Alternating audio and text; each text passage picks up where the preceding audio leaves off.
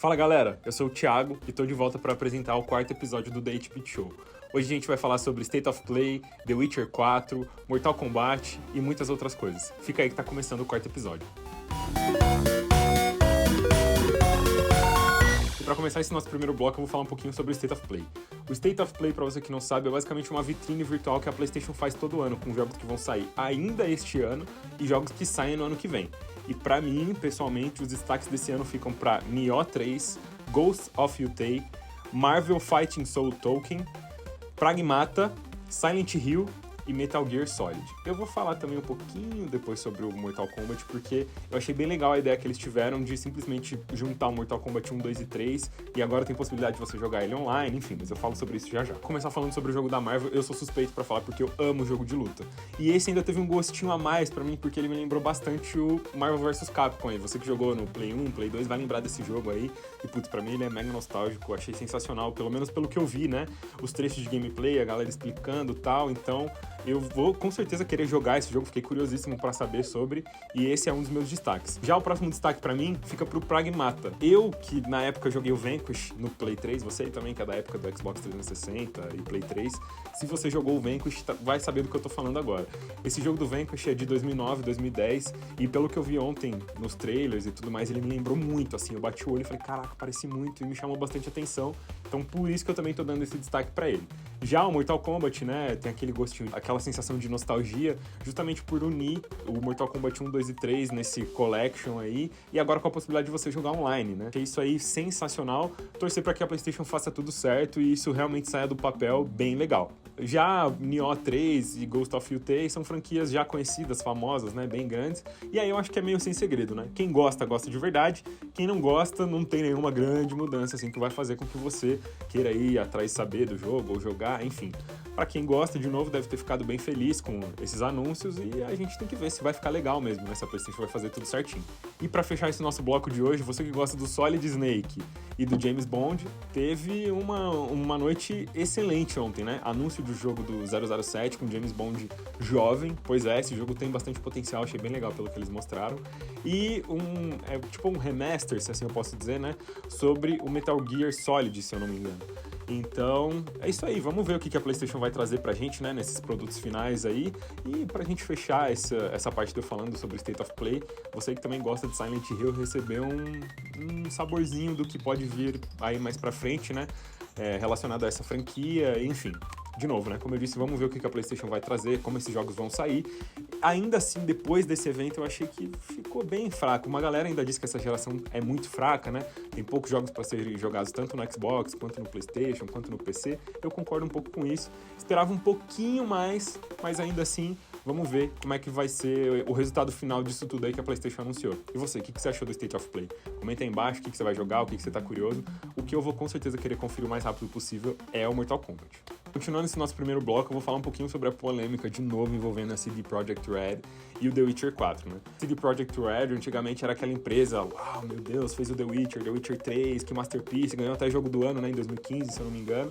Mas aí veio o Cyberpunk, perdeu um pouco a credibilidade com a galera desse mundo dos games. Eles quiseram mostrar um pouquinho sobre a gameplay do The Witcher 4, meu Deus, rodando a 60 FPS com Ray Tracing no PlayStation 5 base, o que era sensacional, assim, a galera foi a loucura quando soube dessas informações. Mas nem tudo são rosas, né? A gente ficou muito empolgado, muito feliz com essa possibilidade, mas a CD Projekt Red veio a público dizer que aquilo lá que foi mostrado no evento da Unreal Engine 5, onde eles buscam chegar com o The Witcher 4, não necessariamente aquilo ali que a gente viu mesmo é sobre o The Witcher 4, ou um produto final, ou coisa assim do tipo. Ou seja, não dá pra gente saber ao certo se o jogo vai sair daquele jeito, se vai rodar mesmo a 60 FPS com Ray Tracing no PS5 base. Eu, particularmente, acho difícil, mas não dá pra saber, né? Então, de novo, né, eles tiveram que vir a público soltar essa notinha aí, uma galera ficou meio mexida de novo com a CD Projekt Red, de novo envolvida em polêmica, de novo com uma franquia, um jogo gigante como é o The Witcher 4. E pra você que não sabe o que é a Unreal Engine 5, é um motor de desenvolvimento de jogos 3D em tempo real. Pois é, ele é o mais recente, a galera consegue desenvolver os jogos, como eu disse, em tempo real, em uma qualidade sensacional. Então essas grandes empresas que desenvolvem grandes franquias e grandes jogos, geralmente usam esse motor que foi desenvolvido em 2022, que é o Unreal Engine 5. Mas e você, o que você achou da CD Projekt Red, de novo, dando essa patinada aí?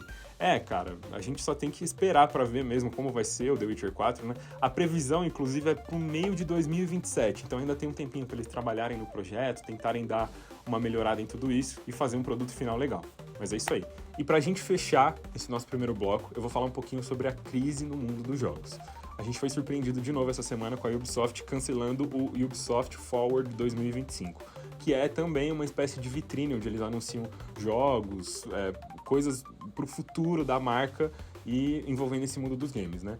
E aí, isso me fez pensar um pouco e ir atrás de descobrir o que tá acontecendo, porque se você pesquisa um pouco aí, você vai ver o tamanho das demissões em massa que tem acontecido. A Microsoft, inclusive, ao longo de 2024 e 2025, demitiu cerca de 3% da sua equipe total para esse corte de gastos e ajustes. Eu, sinceramente, acho que essa crise ela tá só começando, justamente porque eles estão deixando de arriscar em títulos mais novos e tentando focar todo o seu capital e toda a sua atenção, seu foco para franquias já mais estabelecidas, onde o público corre mais atrás e vai mais a fundo de saber. Tem muita coisa no meio desse caminho aí que eu acho que acaba sendo atropelada. No episódio passado eu falei um pouco sobre a EA, o jogo do Pantera Negra e a The Cliffhanger Games, se eu não me engano, que é esse o nome do estúdio que foi fechado e putz, cara, tinha um puta de um potencial, tinha muita coisa que podia ser aproveitada, principalmente porque eles falaram sobre como você ia guiar a história do personagem, enfim. E não só isso, né?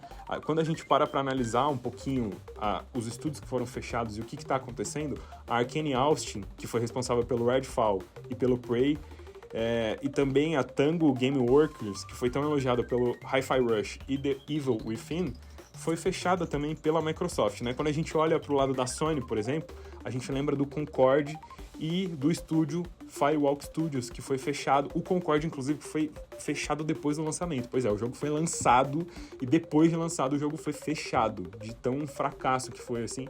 Então, acho que as empresas estão cada vez mais enfrentando essa crise e vendo que ela é uma realidade e tentando focar um pouco mais da sua atenção, do seu foco, do seu capital em franquias já estabelecidas. Eu, particularmente, fico bastante triste com isso porque eu acho que reforça muito o que eu falei no começo desse nosso primeiro bloco. Essa geração, muitos dizem, e eu concordo, que ela é uma geração mais fraca. A gente não tem tantos jogos, tantas diversidades, tantas coisas assim que brilham aos olhos, assim, sabe? A galera até brinca, assim, que no PlayStation 5 e no Xbox você compra o console pra jogar coisas de gerações passadas. E é meio isso, né? Então, quando a gente vê essas demissões em massa, estudos sendo fechados, jogos cancelados, reforça um pouco mais isso, né?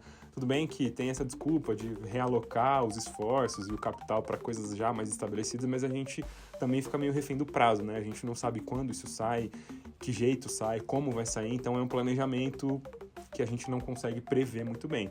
E, né, fica sendo meio complicado mesmo. Então, o que nos resta é basicamente esperar, ver até onde essa crise vai, o que vai acontecer, e ter fé que em algum momento as coisas mudam e que a gente continue recebendo jogos como já foi na época do PlayStation 3, PS4 ou até antes, né? A gente lembra da incrível variedade de jogos que a gente tinha pra jogar na época. É isso aí, galera. Tá terminando o nosso primeiro bloco, mas fica aí que eu volto já pro nosso segundo bloco com Outplay e curiosidades. Volto já.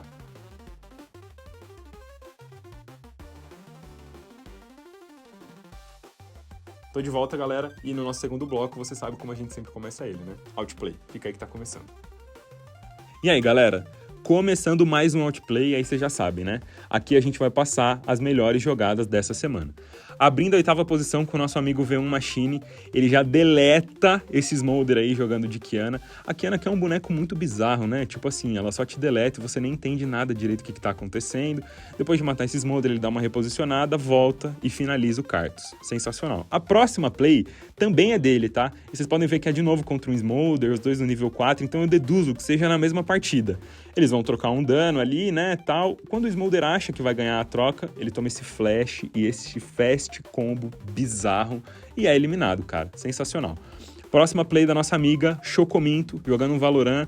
Ela tá no 1x4, vai matar o primeiro aí. Eu já falei pra vocês, né? Não é muita novidade que eu não entendo nada do que acontece no Valorant. Tá aí, matou mais um. E ela puxou esse negócio roxo, não entendo nada do que acontece. Ela viu outro ali na janela, vai pegar esse terceiro. Ó o negócio roxo de novo. Puxa. Ó, que muito louco. Quarta kill, tá aí, um x4 sensacional, mesmo sem eu entender nada, o que importa é a play, né? Bem legal.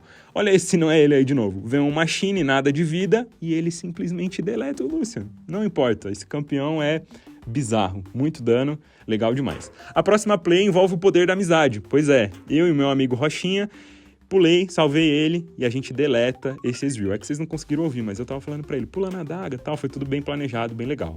Já a terceira posição do nosso pódio de hoje, eu sou encontrado por esse Viego, né, tal, consigo sair meio na vida ali e o Rochinha vai me salvar e olha o que ele faz, ele humilha o cara. É isso aí, cara, bem legal. Uma mão lava a outra, né, uma hora eu salvo o Rochinha, outra hora ele me salva. É isso aí. O segundo lugar do nosso pódio de hoje fica com o nosso amigo Sai e Toshi. Olha esse fast combo de Yasuo, cara. Olha isso, ele simplesmente deleta o Lucian. E é isso aí, cara. Sensacional. E o primeiríssimo lugar do nosso pódio fica de novo com a nossa amiga Chocominto. Pois é, ela vai fazer uma play... Olha como o Valorant é doido. Do nada tem uma câmera e as smoke parece magia. É tudo muito doido nesse jogo, né? Pegou o primeiro e olha o que ela vai fazer. Enfileirou os outros 3, cara. Sensacional. Muito legal. Espero que vocês tenham gostado do outplay dessa semana. E é isso aí, galera. Até semana que vem. Tchau, tchau. Eu reforço o mesmo recado de sempre depois do outplay. Se você quiser que a sua play apareça aqui, manda uma DM lá pra gente no @beat_show. Manda lá, fala que você tem uma play de qualquer jogo que seja. Eu já falei, inclusive, em episódios passados. Não precisa ser uma play atual, não precisa ser uma coisa muito atual. Só manda pra gente ter material pra passar aqui. Vai ser bem legal narrar sua play também. É isso aí, espero você lá que a gente desenrola na DM.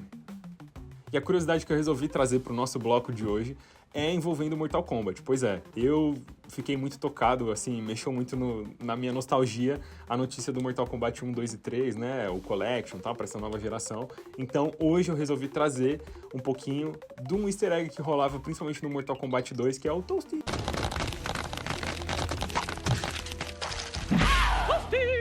Você já deve ter visto isso aí em algum lugar, ou já deve ter sido vítima. Então eu vou explicar um pouquinho melhor o que é esse cara que aparecia no canto da tela falando sobre isso. Você que é da nova geração, não sei se você chegou a jogar o Mortal Kombat 1, 2 e 3, mas eles são basicamente um clássico, assim, sensacionais. E na época do Mortal Kombat 2, quando você acertava um gancho ou fazia uma jogada que você dava muito dano no seu oponente, aparecia um cara no canto da tela falando Toasty. E, assim, durante muito tempo a galera não conseguia identificar o que ele estava falando e por que ele aparecia daquele jeito. Esse cara que aparecia no canto da tela é ninguém mais, ninguém menos que Dan Forden. My name's Dan Forden and I do sounds and music. And Toasty. O cara que era responsável pelas trilhas sonoras dos jogos do Mortal Kombat, que inclusive são sensacionais, né? Ele fazia parte da equipe de desenvolvimento do jogo e eles costumavam jogar um jogo chamado Super High Impact, que é um jogo de futebol americano da época ali, do começo dos anos 90. E quando eles jogavam, quando ele ia fazer uma próxima jogada, ele costumava falar I predict Toasty. E todo mundo achava muito engraçado, porque ele fazia a vozinha e tinha toda essa questão, assim, e todo o resto da galera que também fazia parte do desenvolvimento achava isso muito engraçado. E o I predict Toasty é basicamente tipo assim, vou te fritar, você vai perder, algo envolvendo, algo nesse contexto aí. E por ser uma piada interna muito legal, principalmente pela vozinha que ele fazia, os desenvolvedores dos jogos resolveram colocar o Dan Forden aparecendo no canto da tela, falando exatamente Toasty, quando você dava esse super golpe aí, ou quando você tirava muita vida do seu oponente. No começo, uma galera não sabia por que aquele cara aparecia, o que ele falava ao certo, e isso, inclusive, foi evoluindo conforme os jogos, tá? No Mortal Kombat 3, quando você tava jogando de Sub-Zero, inclusive, você congelava um cara, ele não falava Toasty, ele falava Frosty.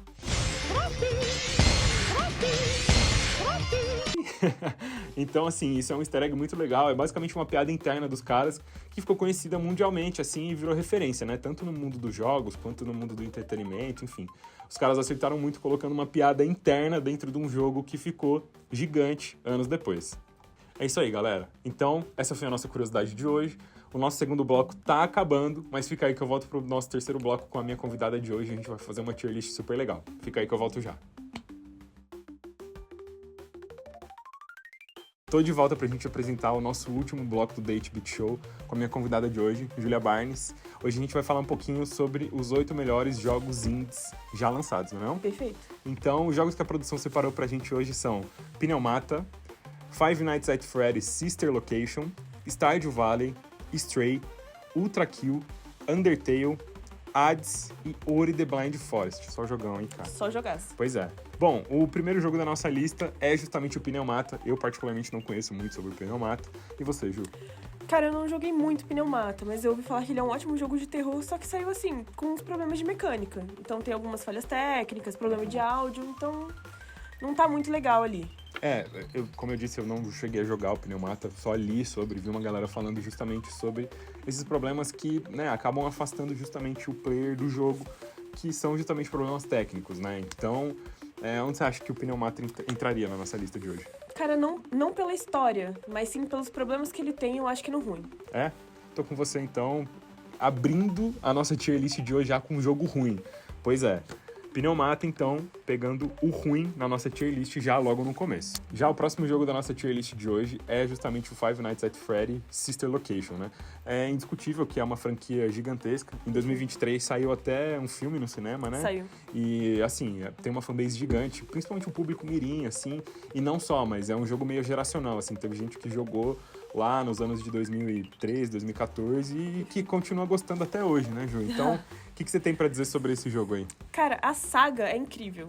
A saga, assim, a franquia de jogos é incrível, mas o Sister Location, ele não tá no dos melhores, entendeu? Então, assim, o Security Breach, ele não entra, né? Porque ele não é um jogo indie, ele já foi produzido por uma empresa, assim, maior. Mas, cara, eu colocaria no médio. Eu tô com você. Eu colocaria no médio. Eu acho que faltam alguns elementos pro Five Nights at Freddy. Não, ele é muito também... Ele destoa um pouco dos outros.